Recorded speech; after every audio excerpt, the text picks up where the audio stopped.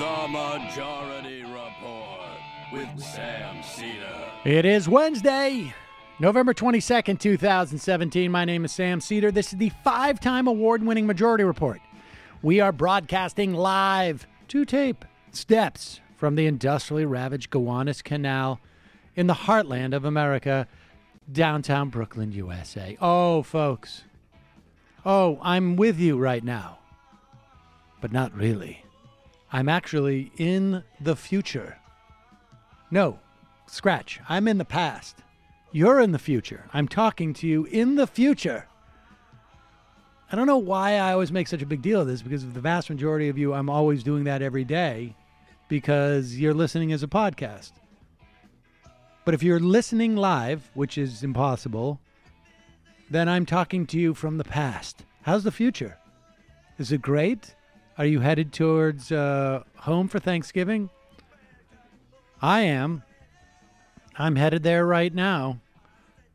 My kids are, of course, complaining in the car. Everyone around me is complaining. I'm complaining. I'm future complaining. I'm preemptively complaining about the complaints that I'm hearing. But one thing, I want to reach back into the past. If you'll recall, on Tuesday, which is yesterday, if you're listening to this today, but if you're really listening to this today, which is impossible, you'd know this is actually still Tuesday. Nevertheless, on Tuesday's show, Jamie did not have the opportunity to say what her sort of unique, I guess it was, Thanksgiving food was, right? Was that what the question was we got from an IMer? Yep. And so you've been fuming about this. I was writing down timestamps at the time. There was a lot of angst in the office after the show that Jamie did not get to say what it was. And so this is going to come as a surprise to me as well as to you. What is that food, Jamie? Well, I want to brag about it because I'm really proud of myself because everyone's always really impressed by it. You want a drum roll for this? No, it's okay. I was vegetarian for many years and vegan for many years after that, and I'm still mostly vegan. I just eat occasional eggs and seafood. So I like to make a seitan roast from scratch with mushroom stuffing and vegan gravy. Wait, like a roast? Like how big is this? I always imagine seitan to be, well, I guess it comes in like big squares, doesn't it? Oh, well, if you make it yourself, you can put it in whatever shape you want. Oh, I had no idea. So you made a homemade seitan. Yes, it's the recipe I got from Post Punk Kitchen. Shout out to them. And it's a real crowd pleaser, assuming your crowd is open-minded about these things. Does that mean don't really care about taste? No. I'm just asking. I mean, there in certain dishes I like seitan. And the mixture of flavorings you put in there is also really good. My brother-in-law, who is a total meat eater, said that it tastes like a good brat because I put some caraway seeds, crush them up. All right, very very good. So, how long does it take to make? That's a good question. Maybe like an hour, and then another hour when it's like in the oven. So it's conceivable that. All right. Well, let's put it this way: if there's anybody who hears this on Wednesday, and they end up making it for Thanksgiving holiday, report back. That would be so good. Shout out to all my vegans and vegetarians also. Like, I know it's a difficult holiday for you guys, and I just want to say, like, props. Don't be mean to your relatives. Just, like, lead by example. Make something delicious, and they will flock to you. Maybe. If you're lucky. My experience is maybe that will happen. Hey, just a reminder, folks, support for today's show comes from Health IQ. Health IQ believes that the best way to improve the health of the world is to celebrate the health conscious through social and financial rewards. They use science and data to secure lower rates on life insurance for health conscious people, including runners, cyclists. You ready for this?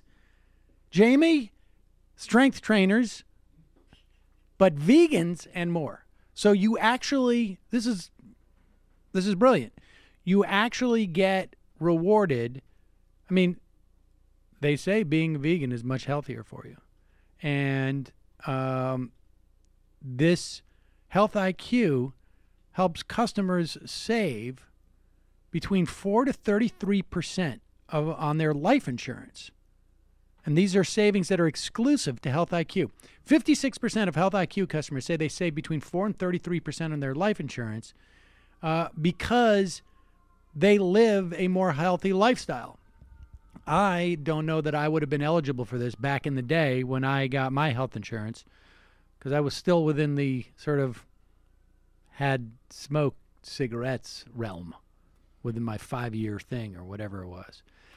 But like saving money by being a good driver, Health IQ gets you lower rates on life insurance for living a health-conscious lifestyle. Physically active people have a 34% lower risk of all-cause mortality, a 56% lower risk of heart disease, and a 22% decrease in cancer mortality compared to people who remain inactive.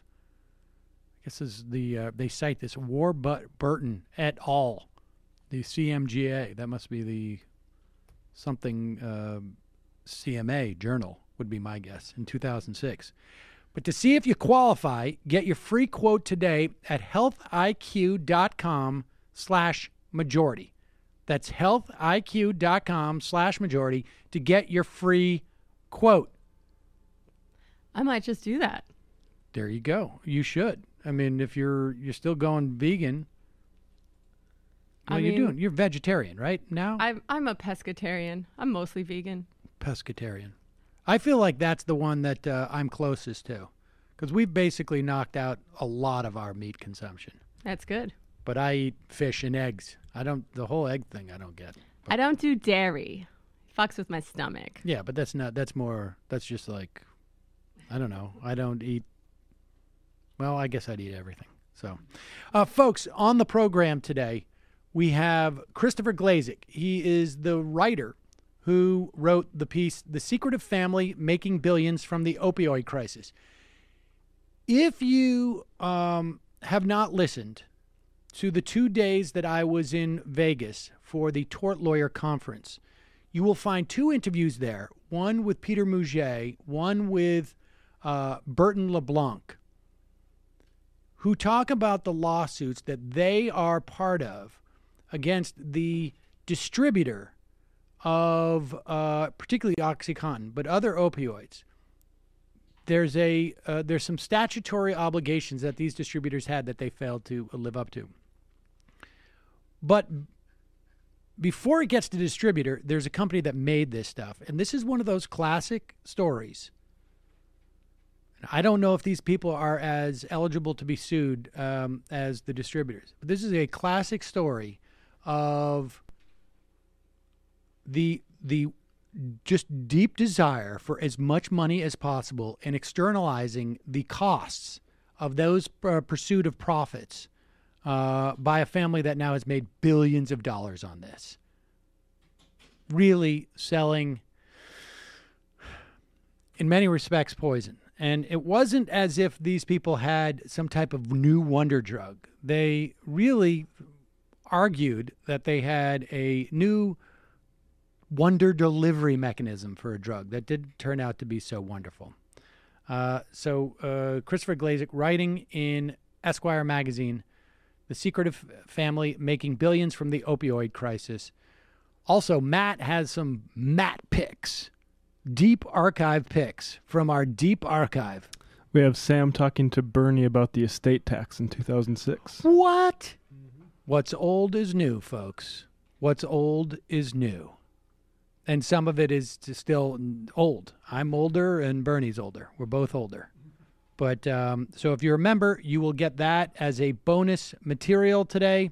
And a reminder, if you want to become a member, just become a member. Go to jointhemajorityreport.com right now and join the Majority Report. You will have a chance to, even if you haven't become a member, you join and then you go back and you listen to the archive show, which would it be yesterday's show or today's show, and you listen to that Bernie Sanders interview.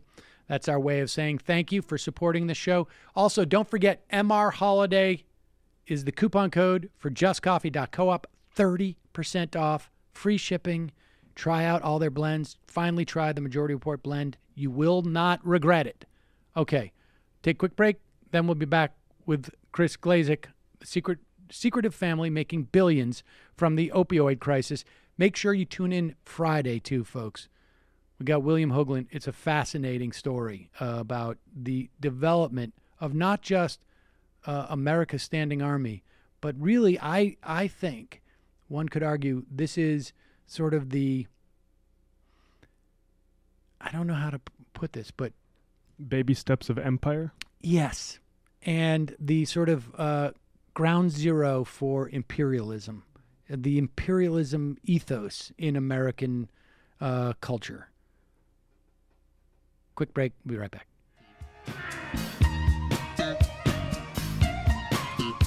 We are back. Sam Seder on the Majority Report on the phone. It's a pleasure to welcome to the program Christopher Glazek. He is a contributing writer to Esquire magazine, has written in numerous publications, including The New Yorker, and has written in this month's edition of Esquire, The Secretive Family Making Billions from the Opioid Crisis. Welcome to the program, Chris. Thanks for having me. So, Chris, we've on this program have talked a decent amount of the opioid crisis. I've sat down with lawyers who are bringing cases against the distributors, particularly of OxyContin, and trying to get compensation for cities and states that have had to pay out public funds to deal with this massive crisis that we're dealing with. And you could maybe give us a little bit of statistics as to just how wide-ranging the opioid crisis is. But you've done an in-depth look at the family behind the company, Purdue, that has produced OxyContin. What was it? I mean, how hard? Let's just start with this. I mean, tell us who the family was, or is, I guess. Right. So the Sackler family is a family of billionaires from New York City. The family started as three brothers who were born in Brooklyn in the 19-teens. And the patriarch of the family, Arthur Sackler, got his start in pharmaceutical advertising in the 40s and 50s. And he was actually a major innovator in the field of medical and pharmaceutical advertising. So, when he kind of emerged on the scene at that time, all there was door-to-door salesmen called detail men. So the pharma companies would kind of send these reps door-to-door to doctors, kind of try to sell drugs to them, and that still happens too. But Arthur's big insight was that you could use print advertising in medical journals to reach a much larger number of doctors more efficiently. And so he was actually the first person to ever to get the Journal of the American Medical Association to include a color insert for a pharmaceutical drug. Well, let's just stop there for a moment, because it is obviously, you can look at the numbers and you can say, okay, there's a higher yield, right?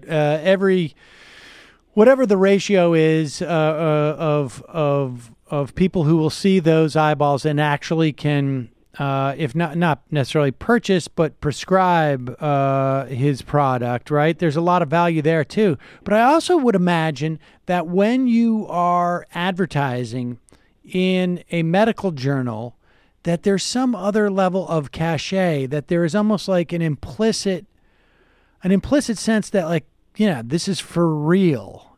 Absolutely. No, it's channeling the authority of the medical journal to lend it this, kind of scientific aura. And that's something that Sacklers have done again and again with tremendous success. You could call it white coat washing. They kind of present business objectives as medical objectives, and then they're able to kind of launder, their company's and their family's reputation through the prestige of the medical profession. I want to continue on with you telling us more about the Sacklers, but I want to circle back at one point to this whole story is, basically comes down to an enormous amount of greed and just a failure of either the existence of safeguards or the failure of safeguards that are just simply not adequate enough to address and to mitigate this greed. Absolutely. And the Sacklers have had some help along the way. Some of the biggest help they got was actually from the FDA, which made a number of mistakes in approving the original application for OxyContin. All right, well, we'll get to the FDA in a second. So tell us more about these three brothers. One of them, Arthur, was an advertising whiz. The other two were doctors. Well, so they were all trained psychiatrists, actually. They're MDs, and they were interested in psychiatry, and actually did a bunch of research into on the human brain. And the research was actually quite promising, and they were the first, for instance, to isolate cortisol as a kind of psychoactive substance. And at the time when they were doing their research, psychiatry was totally dominated by Freudians who weren't interested in the kind of biochemical explanations. So their work was kind of considered fringe. But they were real research scientists. Arthur was really the patriarch of the family, and he would often kind of find jobs for his younger siblings to take over. He was the one who coordinated the purchase of Purdue Pharma in 1952, but he actually had his brothers run it instead of him. Because he was a medical advertiser, it would have been a conflict of interest if he also had his own pharmaceutical company. But so he kind of he owned several companies secretly and would often have other people run them for him. But his brothers were kind of his understudies. Oh wow, okay. And so so Purdue, like, what did they make leading up to? Why don't you explain how they came upon the idea of OxyContin and the idea of Contin? Sure. Okay. Well, so it's useful to note that the family's first really big influx of cash, we think, came in the 1960s because Arthur Sackler was the first one was the one who devised the advertising strategy for Valium. And he was, and Valium was manufactured by Roche, a pharmaceutical company, but Arthur was the ad man behind it, and he was compensated in terms of volume of pills sold. And what he did was he pulled off a pretty remarkable trick. So Roche already had a benzo on the market called Librium, which is virtually indistinguishable from Valium. Valium then was released under a different name, a slightly different dose, but it was marketed in a very different way.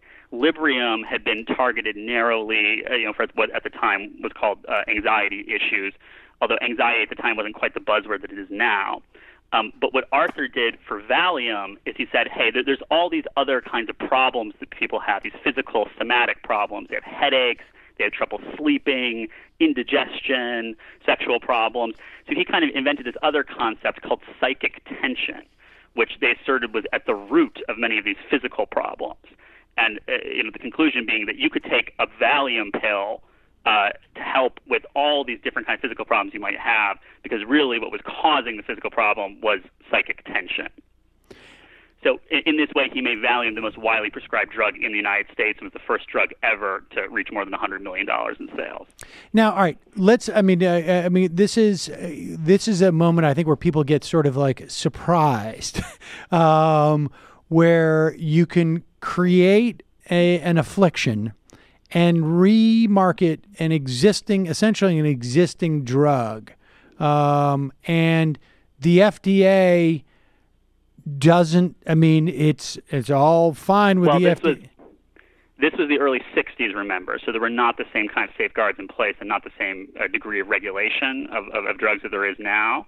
But even today, companies are given wide latitude with a lot of this stuff, and and crucially, what the Sacklers ended up doing with OxyContin was actually extremely similar to what they had done with Valium earlier on. All right, well, tell us what kind of safeguards were available in the 60s. I mean, and then let's just compare it to where we are today to a certain extent, because, was there any restrictions on this at this time? So, I mean, there was actually there was movement in the 60s to introduce more restrictive regimes, and there were these Senate hearings that Arthur Sackler actually had to testify before. And one of the things they were really worried about in the 50s, and Sackler was involved in this also, was with the overprescription of antibiotics. So these new antibiotics were coming on the market, and the companies were trying to sell them for all kinds of different conditions. But it was actually, they were worried about breeding antibiotic resistance, which we're still worried about today. So in terms of the exact timing of some of these pharmaceutical reforms, I'm not sure. I'm not sure if it would have not been until the 70s that some more restrictions were put on the claims that pharmaceutical advertisers could make. But certainly, yeah, in the 60s, there was not the same kind of restrictive regime. Today, the FDA allows pharmaceutical companies to make certain kinds of claims about their drugs, and then there's claims that they're not allowed to make. They're not allowed to exceed what the FDA label says, with some asterisks. Right, and those asterisks very often lead to some pretty crazy and horrific outcomes, as like these drug companies, try and push off-label prescribing for these drugs, but they do it in a sort of much quieter way. All right, so Sackler was innovative in that he had basically taken a bunch of pre-existing, I guess, states of being, bundled it up into a name that sounded like it was an official psychological problem, or I guess neurological problem, and a marketed value made it the highest grossing. I mean, can you still make deals like that today with your advertisers? Like, we're going to give you a commission? That seems to be bad. It was very innovative at the time. I'm not sure exactly how those contracts are typically structured today, but I mean, yeah, but I think that there are performance benchmarks that you're supposed to meet. That to me seems really contrary to the Hippocratic oath. Well, so it makes everything a volume game, and it makes pharmaceutical companies just, and their advertisers, their number one priority is just maximizing volume, and that has everything to do with the opioid crisis. And people can kind of debate like what the best approach to regulating dangerous drugs is, and we have some people who advocate these very restrictive prohibition regimes, and other people think that drug use should be decriminalized. One thing that's worth looking at though is that we have had this kind of controlled experiment with relatively unfettered, profit-driven, almost free market in prescription opioids, and when you attach a huge profit motive to that, you're inevitably going to get the volume going up and up and up, and that's what's happened. All right, so Sackler is one of the first inductees into the Medical Advertising Hall of Fame. That's right. And those words also, I don't know, I find troubling, frankly. And so they're very wealthy. Prior to OxyContin, they're a very wealthy family. They own just Purdue and then another drug company in the UK, or is this all part of Purdue, or what's the relationship between those companies? Yeah, they talk about it as a family of companies, but yeah, there's related companies in the UK. Nap Pharmaceutical was their big British wing. I mean, and today, there's literally hundreds of foreign entities that are all kind of connected to the Purdue family. But they're not technically subsidiaries of Purdue, but they're all owned 100% by the Sacklers. I also appreciated... I think they're all 100%. I should say. I'm not positive they're all 100%. I appreciated the stories you told of Arthur Sackler's charitable giving to local museums in New York, because it gives a sense of just sort of, I guess, there's a certain mentality here, I think, that has to exist, right? As, if you're going to sell this stuff and have some awareness, and we'll get into, what awareness the Sacklers had, and Arthur, of course, was dead at that time. But if you're going to push volume, let's say, and sell it based upon, it's not outright fabrications, but just sort of like a very nuanced version of a fabrication, I guess. Watching what he did with his tax deductions, his charitable giving. Just tell us a couple of stories, or one that you cite in the piece from the Met.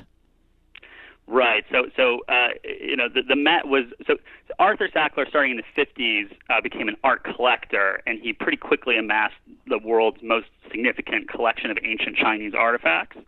And he kind of brought his acquisitive instincts to the art market and was kind of a master at acquiring new stuff and kind of cornering the market. And so museums were always really anxious to bag him as a donor, and the Met was kind of repeatedly trying to get him to donate money to the Met and to donate some of his collection. But Arthur kept imposing these really onerous terms. So the first donation he made, which was in 1963, he agreed to give, I think it was, it was $150,000 or something. At that time, that was, worth much more. But he required as a condition that the Met first sell to him a huge quantity of artifacts, but at the original 1920s prices for which they had been bought. Then Arthur would donate back the very same artifacts to the Met, but he would take a tax deduction based on their current prices. So, in effect, he was able to take a tax deduction that was so large that it was larger than the total value of his donation, most likely. So that was one thing. Another time when he gave money, he insisted that the Met make available to him this large cavern in the museum for him to store his own private collection, which saved him insurance costs and fire costs and all this stuff. So there was a secret room in the Met to house Arthur Sackler's collection, and the Met was, convinced eventually he'll just donate this stuff to the Met. So, we're willing to play this game where we let him house it for free in our museum for a number of years. And it actually ended up triggering an attorney general's investigation, saying this was a misuse of public funds. You can't, benefit this individual by allowing him to have his private collection in the museum. But eventually, Arthur got mad at the Met. They wouldn't give him a seat on the board.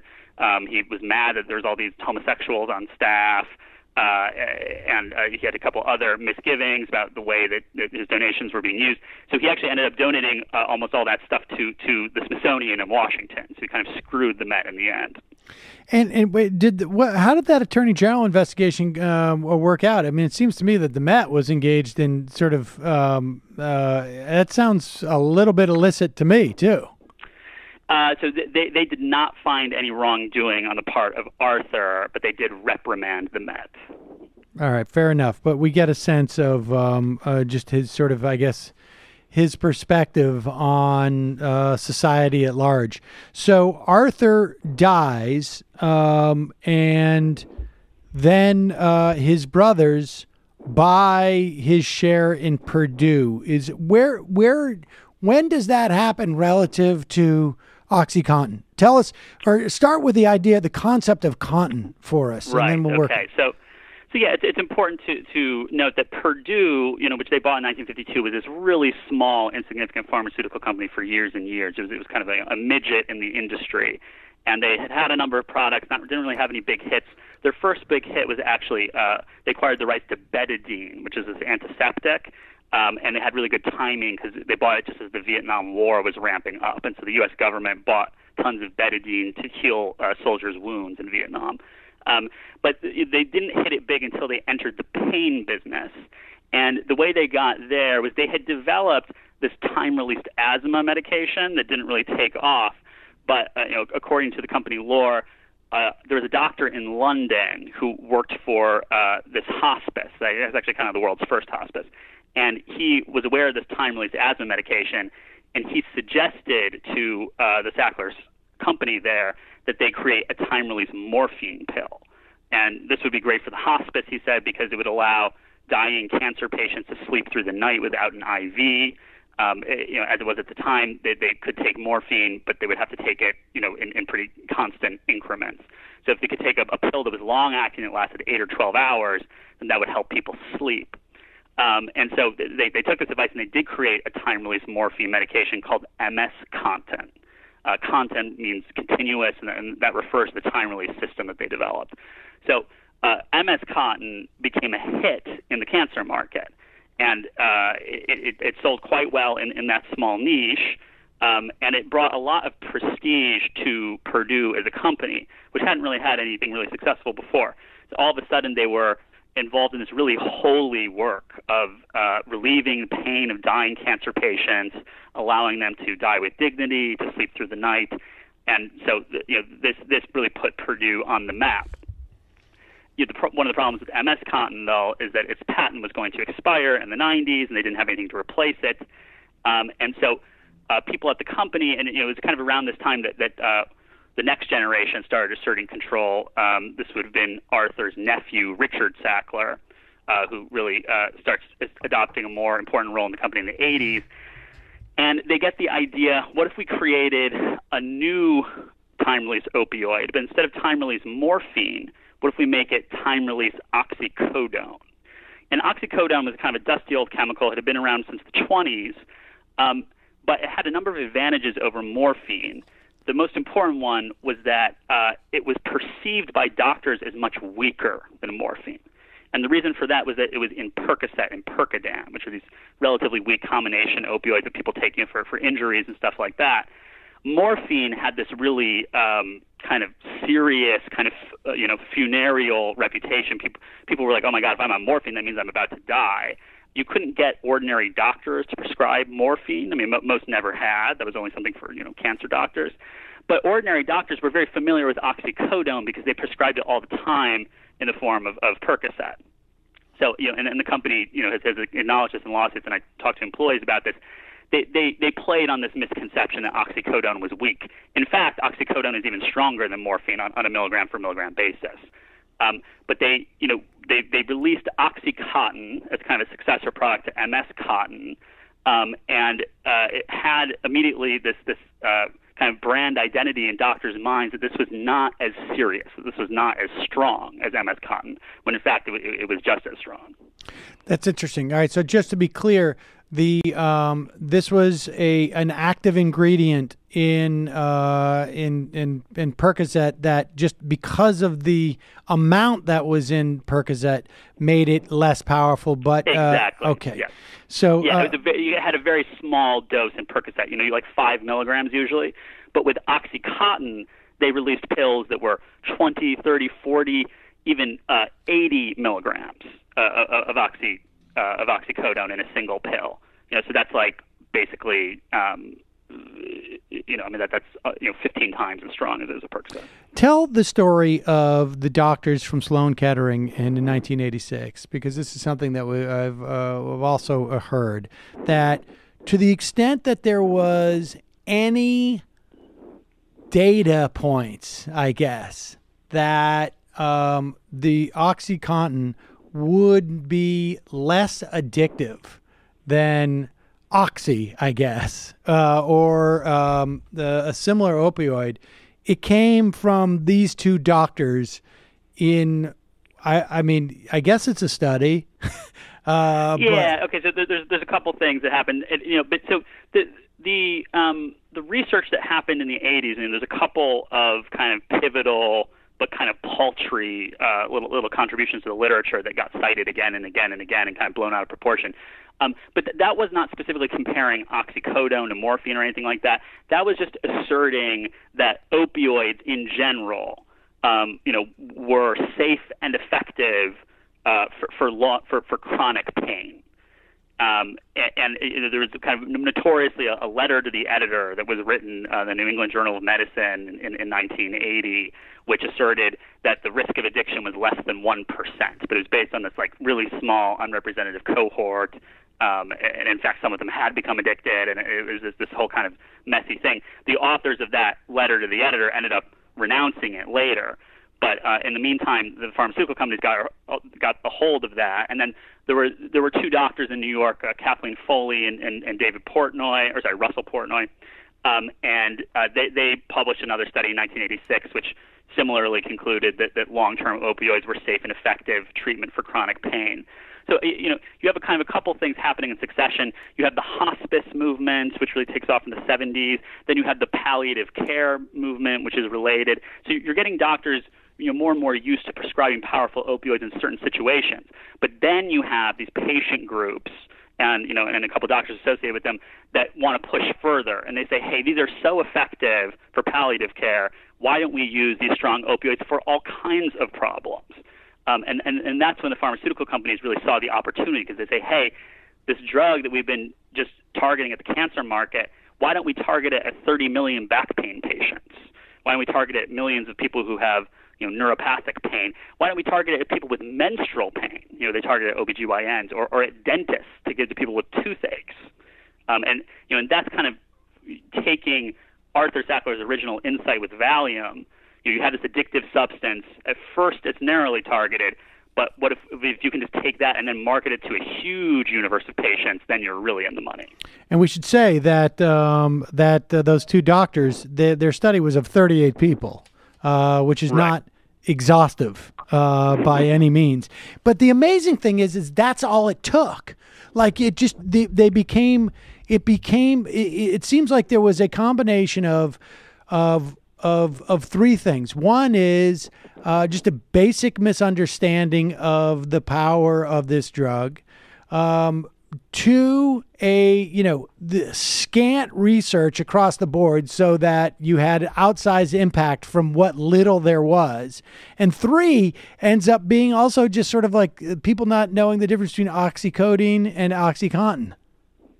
That's right. Yeah. You see, but what you want to look at when you look at these big social problems, we're encouraged to think of them as the result of these large impersonal forces that are really hard to understand and take place slowly over time. And that's true to some extent, but that can distract from the fact that a lot of big social problems have their root in actions taken by individuals.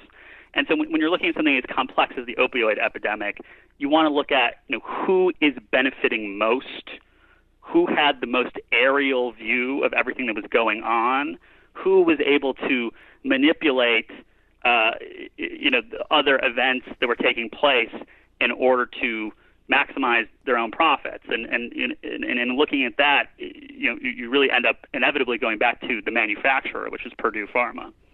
And what so they incidentally, which had much more knowledge about what was going on than the distributors did, which are kind of comparatively really bit players in this drama. Well, all right, let's talk about what they know, because my understanding of the distributors, the reason why we're going to see a lot of litigation is that they had a statutory requirement to address any large blips in the prescribing and delivery, essentially, of medications to specific areas. And so after the first year, they may not have known the details of the problems with OxyContin, but they just knew from a sheer sort of trajectory, like, hey, something's going on here.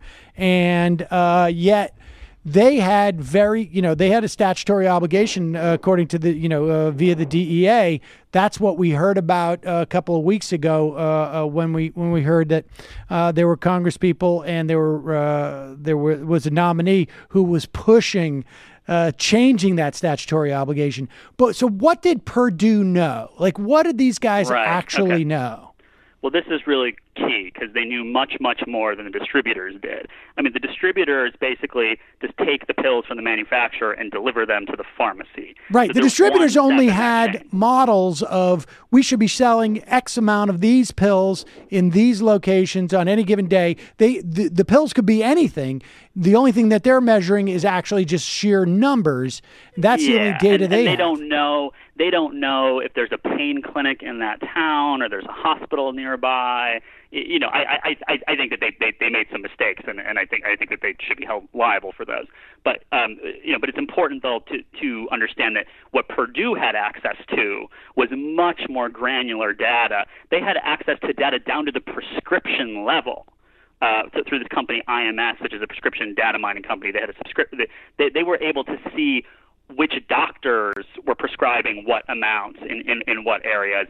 And Purdue actually kept a list internally of doctors they suspected of running pill mills, and they did not share that list with law enforcement for many years. Wow. All right. The manufacturers could only see one part of the chain. Purdue could see every step in the chain. All right. Well, let's start, though, before we get to the actual distribution and the idea that they're pill mills. But what did they know about their actual product that they were selling? I mean, it's one thing to say like, we're playing off of misunderstanding by doctors. We're playing off of misunderstandings by the general public. We understand this is a powerful thing. But we've had these two doctors who studied 38 people and it's fine. But did they have reason to believe or like provable reason to believe that this stuff was so dangerous? Well, they had conducted studies, internally that suggested addiction rates much higher than 1%, as much as 12 or 13%, and they kind of, tried to downplay those findings or suppress them in a way. Did they know that they were creating, a generation of addicts? I haven't seen the kind of smoking gun with respect to that, although I think some people are looking for it. But they certainly had reason to believe that these statistics they were citing, saying that like the risk of addiction is less than 1%. I mean, that was plainly ridiculous. And so now let's get to that part about the. At what point did they start to? What point did they start to keep these records about these pill mills? That's incredible. Right. So this was uncovered during an excellent Los Angeles Times investigation that was published last year in 2016, and that was kind of looking at that was part of my inspiration for looking into the family. They basically had lists of doctors that were prescribing suspiciously high amounts of the maximum dosage pills, which were the 80 milligram pills.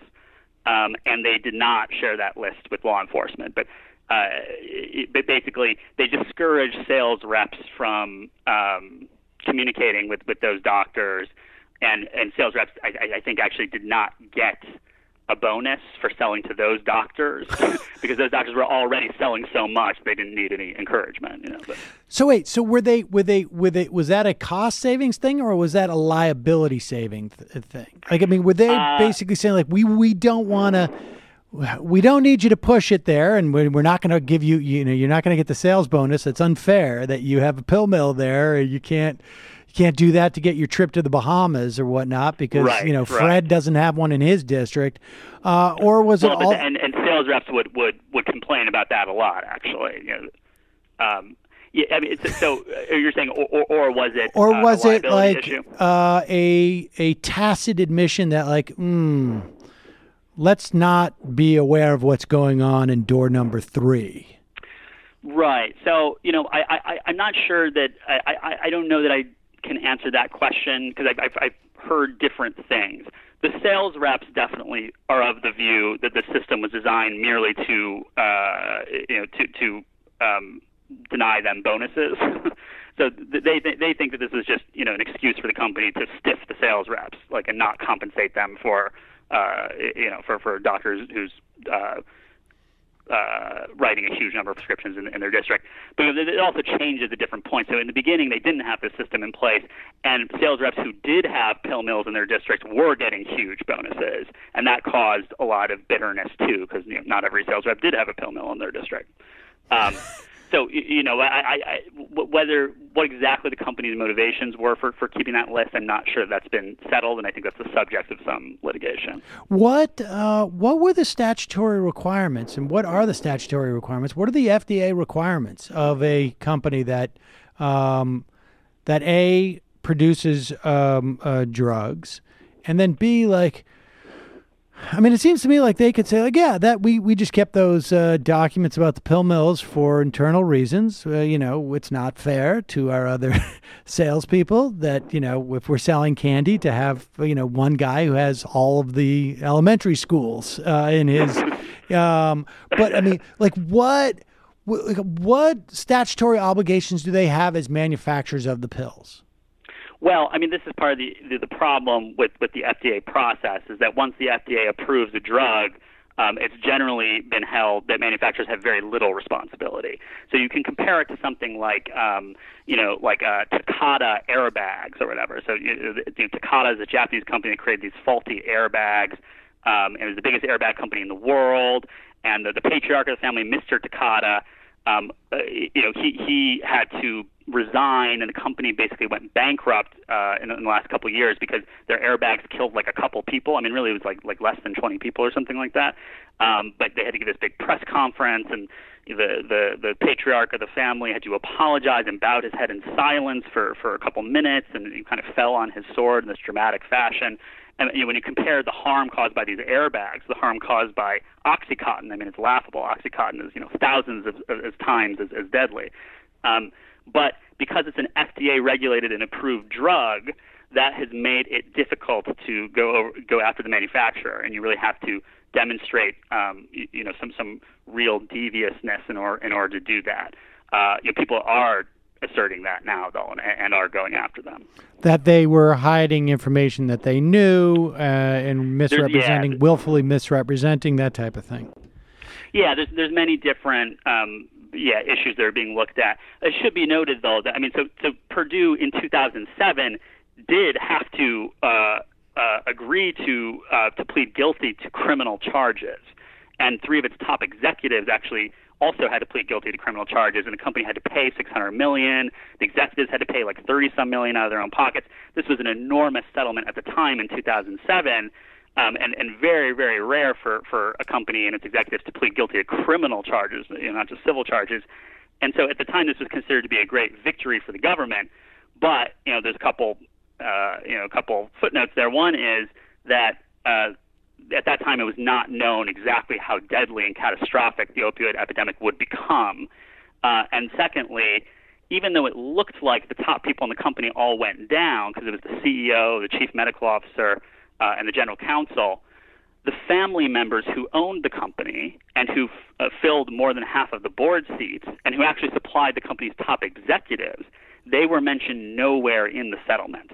And the guy who went down, who was the CEO, he had actually recently been promoted to CEO. He was not the CEO during the time that OxyContin was developed and promoted. That person was a Sackler family member, but they escaped totally untouched by that settlement. Wow. So, and in the media, nobody ever, the word Sackler came up nowhere. There's a lot of media about the settlement at the time. It was a really big deal. They actually had hearings in the United States Senate about whether the punishment was too light on the executives, and barely anybody. It was really just one person who was the mother of a victim ever mentioned the word Sackler. Does anybody ever refer to that CEO as the fall guy? Well, he did play an important role at the company. He had been the head of marketing before he became the CEO. But and I kind of asked people, employees who had worked at the company, if they thought that this guy was really taking the fall for Richard Sackler, who was the president of the company. And I didn't. People did not really seem to be of that opinion. They thought that Friedman, was quite involved in stuff, and and then Sackler maybe was involved also. But I think that the Sacklers were generally more popular among the employees than these executives were. It's nice if you can pay the bonuses, and we should say that the fines that Purdue paid represent.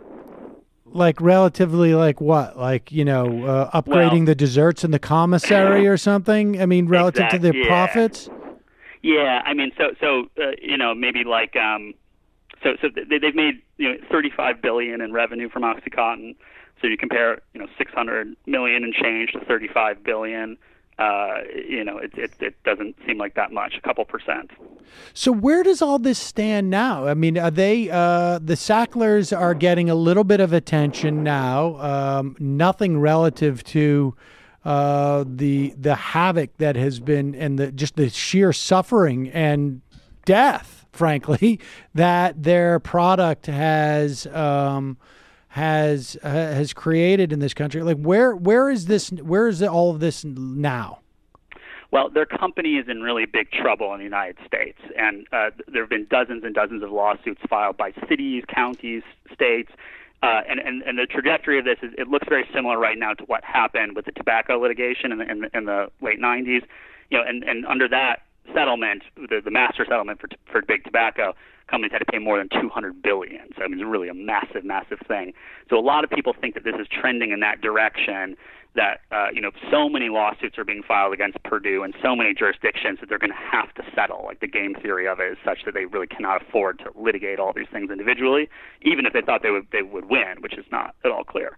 So the company is in really big trouble, but the Sacklers have all these international companies also, and that's where the real growth opportunity is now. So, OxyContin is kind of, on the wane in the United States, and the CDC last year issued these very restrictive guidelines, basically suggesting that people not prescribe opioids for chronic pain at all.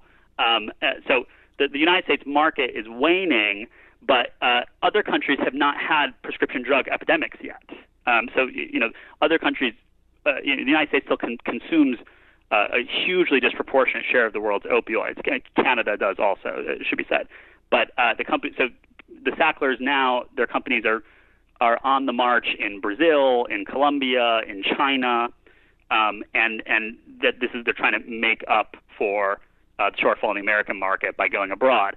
And this is a strategy also quite reminiscent of what big tobacco did after the late 90s, when they were running into all this regulatory trouble in the United States. So what do you do in that case? That's when you go abroad. And are there, with tobacco, I could see how it would have been super easy for the tobacco companies to begin to do this abroad, but is there not any protections for those? I mean, are there not entities in these other countries that are saying like, wow, here comes this tidal wave. We just saw it wipe out an enormous amount of lives in the United States. It's just not the same mechanisms, or what? Well, that's an interesting question. Most countries have much weaker regulatory regimes in general than the United States does, and not the same kind of restrictions on various kinds of advertising. Although pharmaceutical advertising is kind of a special case, and the United States actually has an unusually liberal pharmaceutical advertising regime. Also, most countries, have a socialized healthcare system. So if you're talking about the government, and is the government really going to pay, in Brazil or in European countries to get the whole country hooked on opioids, then that can be kind of a tall order. So the United States, is generally the most profitable market for pharmaceutical manufacturers, and there are some barriers in terms of distribution in other places. But but if you're willing to go around the system, if you want to sell pain pills outside the socialized system, in countries like Brazil and Colombia, then that presents some opportunities. Chris Glazek, the piece is The Secretive Family Making Billions from the Opioid Crisis. Thanks so much for your time today. I really appreciate it. Thank you.